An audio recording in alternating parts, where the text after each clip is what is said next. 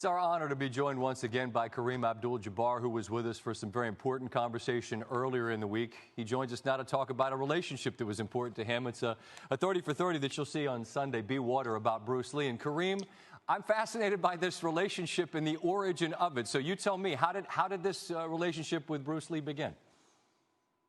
It started while I was attending UCLA. Right before my junior year started, I had started studying Oriental martial arts, returned to Los Angeles, and I knew someone who knew the editor of Black Belt magazine who wanted to recommend that I study with Bruce. So I go over to Bruce's house, and he asked me about what I had trained, how I trained, what I'd done.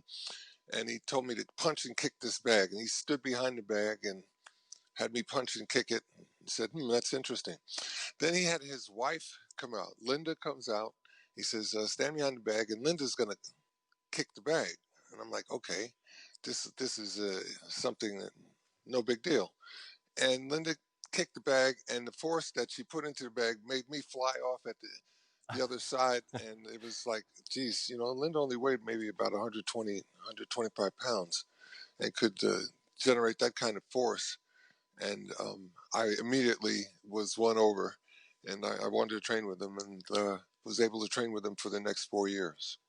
I read an article in the Hollywood Reporter where you spoke after Once Upon a Time in Hollywood came out, and you're a Tarantino fan, but you felt that the way he was depicted in that film left a bit for you to be desired. How so? Well, Bruce did not go around acting like a jerk.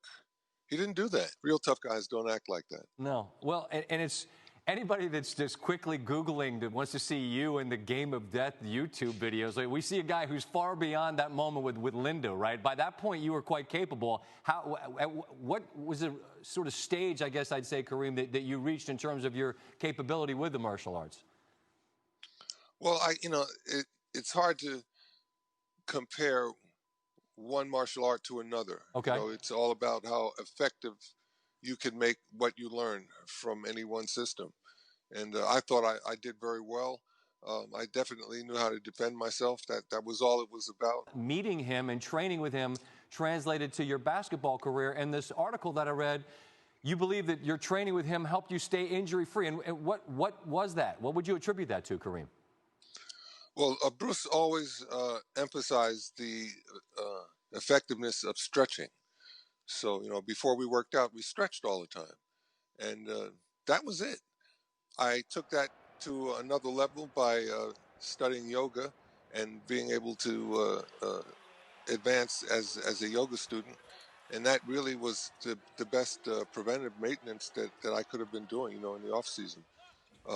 So I do strength training, flexibility training, cardiovascular training, those three.